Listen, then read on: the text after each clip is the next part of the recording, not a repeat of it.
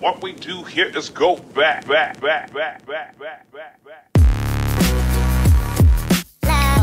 Hello and welcome. I am Ben and I will be reviewing the 75257 Millennlum Falcon. It contains 1,351 pieces.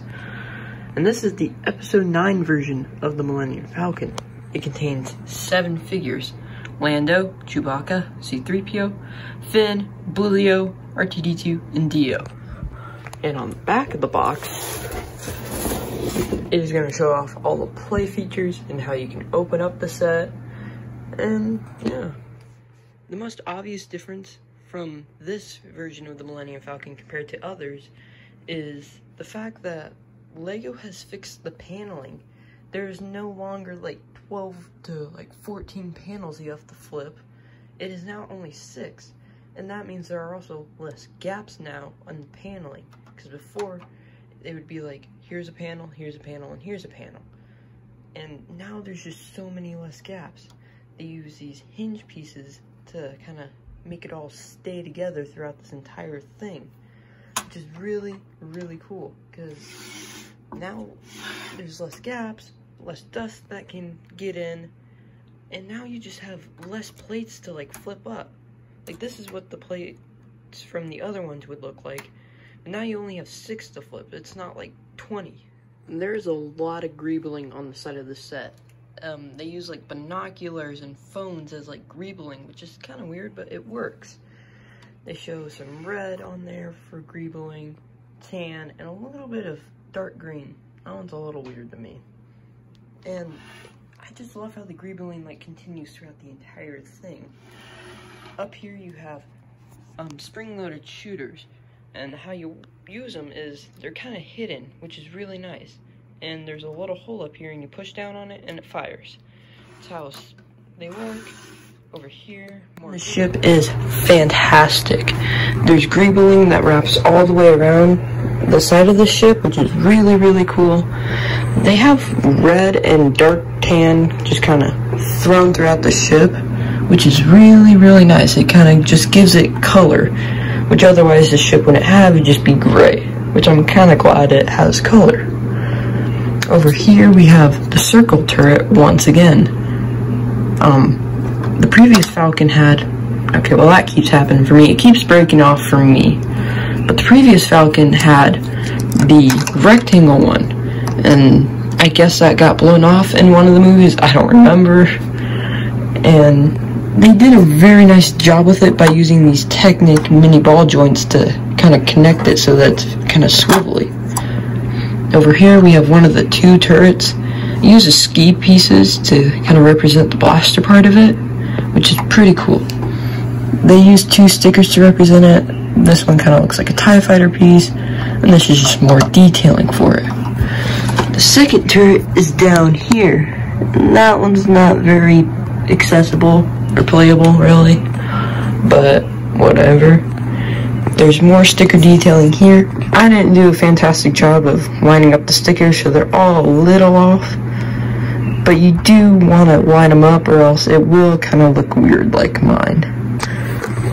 Over here, behind the turret, they show laser damage, like maybe a TIE fighter shot the ship, and yeah. Back here, and right here actually, they have vent pieces. The 2 smaller ones there, the 6 bigger ones there, and then 1 more over there. Back here they have used the trans 1x2 light blue tiles on top of white plates to kind of really make it pop. They also use these 2 pieces to kind of get the curvedness of the back of the ship, and it looks very, very nice. I really like it. This cockpit design is the same design they've been using for most of their Falcons. It uses 3 main pieces. This piece and this piece, they're both printed, and they have the bottom piece. If you take it off, you have room for 2 minifigs and a little spot for Dio back here. For the consoles, you have a printed one on top and a stickered one down below. They're pretty nice. Kind of wish they were both prints, but whatever. To open up the ship, it's pretty easy compared to the last one. Before you would have to open like 3 panels right here, but now it's all one. This is all one. This would be like 3 again. This is still 1, but it works. And 3 again, basically. And on the inside, you have the classic table that they all sit at with the chairs. This one isn't locked into place, but it works. I messed up my stickers on the 2 end chairs. I put them on upside down, but I don't really care. Over here, we have a very, very big chair with in front of a lot of stickers. There's 3 there, but it represents some really nice detailing that you do see in the Falcon. Especially in episode 4, you do see it from time to time. Over here, we have 2 beds. And the beds are pretty nice, actually.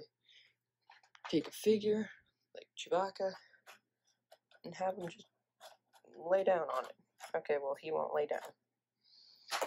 But, yeah, it's pretty nice. Here you have the hyperdrive. I'm guessing it would be more tubing and a crate. This one is empty, but you can put whatever you want in it. Here you have the smuggler's compartment. Kind of glad they added that in, because otherwise this part of the ship would probably be a little bland. No more stickers there or anything. But over here, a kitchen. That's a first. It's kind of cool though. A little more playability. Give them the classic red cup. Seems like a city set now. But yeah, through this hallway, there is a wrench and some more detailing there. I assume that's how you would get into the area to man the turrets, but that's just kind of my thought. On the top of the ship, you have this little area that you can open up and put figures in on this little thing to act like they're using the turrets. You can fit 2 figures there. They'd have to sit back to back. They have like little joysticks or something to play with. It's pretty cool. It slides back down in between 2 or more than 2 double wood cheese slopes. Slides back down and closes. There wasn't really anything in there, just a text. Through this hallway, there isn't much. You get the little ramp that can be pushed down so you can act like your figures are getting through there. There's actually not enough room for a figure to fit under there to get through, but yeah, it works. It adds some play, and it's pretty nice. Here we have old Lando, and I actually really like this figure. It doesn't have the most detailed printing on like the others. No printing. The printing on the torso is kind of basic, but it is pretty nice though. His head shows some gray hair, kind of representing that he's getting older, and they used this hairpiece to kind of show he has a receding hairline. He has a lighter gunmetal gray silver blaster, which is pretty cool, and it uses one of the Technic pieces, or Technic chain pieces, for like an extension. His cane is just made up of 3 pieces, not much with that. His cape though is fantastic. Blue on the inside, black on the outside, like that is super cool. I love it when they do that. There are 2 cape pieces here though, one to go around his neck and one to go down. Lando does have an alternate face, just kind of showing a little more of an angrier. Next is Finn. I think this figure is very, very nice. The leg printing is really, really nice. It kind of shows that like his pants are a little roughed up, they're not perfectly straight. His jacket design is very nice though. Like the front of it, I really like. The back is just kind of plain. He has a satchel or knapsack, whatever you want to call it, purse, whatever. Gunmetal gray blaster, first time I've seen that, and I think it's very, very nice. Finn be looking a little happy right now, but when you turn it around, he's a little shocked now. Probably really scared. For his first figure up is Chewbacca. We have been getting the same design since 2014, and it works very well. I really, really like the printing. It just all really, really works. His weapon, though, is one of the only stud shooter weapons that I actually like. Because it's just, the bow is now more accurate than it was before. And the stud shooter part doesn't detract from anything. It's not huge and bulky like a normal stud shooter. It just fits in really, really nicely.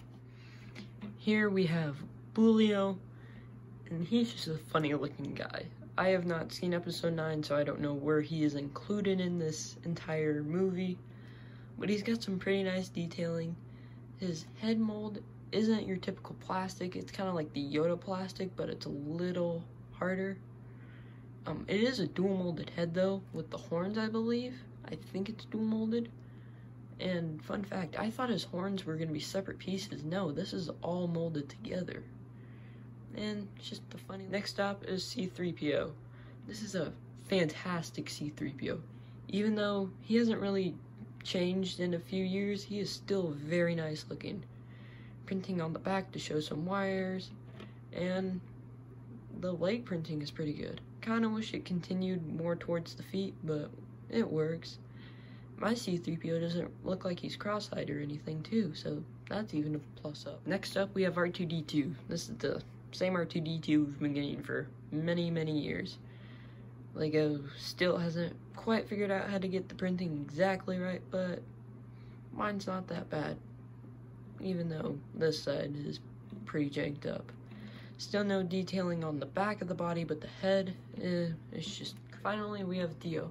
There's really nothing that special about him. He comes in about 3 sets now, but he is just one of those cute little droids that you can't help loving. The printing is pretty nice, and I like how they molded it so that it shows like the little individual parts of the wheel. That to me is very, very cool. There is a hollow stud on the back of his head, or an opening, so you can place whatever you want there. I don't really have any ideas for what to place there, but let your imagination. Overall, I give this set a 9 out of 10. The only reason it's not a 10, there are still gaps, but can't really do anything about that. And the Chewbacca, C-3PO, and R2-D2 aren't really anything special, they're just repeats. But I still think they're great inclusion. Remember to like and subscribe, and I hope to see you in the next video.